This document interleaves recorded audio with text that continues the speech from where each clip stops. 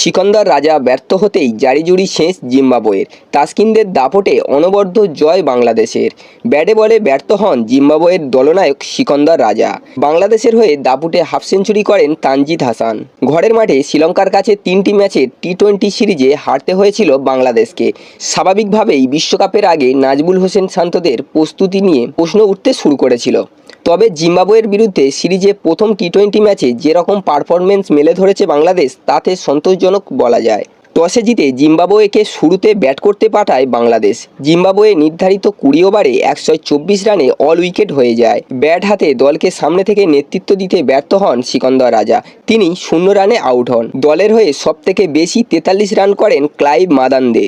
39 বলের ইনিংসে তিনি 6টি 4 মারেন। একা সিকন্দর রাজাই নন, জিম্বাবুয়ের মোট 4 জন ব্যাটার খাতা খুলতে পারেনি। জবাবে ব্যাট করতে নেমে বাংলাদেশ 15 ওভার 2 বলে 2 উইকেটের বিনিময়ে 126 রান তুলে ম্যাচ জিতে যায়।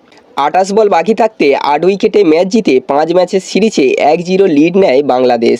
ওপেনার তানজিদ হাসান 6টি 4 ও 2টি ছক্কার সাহায্যে 36 বলে ব্যক্তিগত হাফ সেঞ্চুরি পূর্ণ করেন। তিনি শেষমেশ 47 বলে 67 রান করে অপরাজিত থাকেন।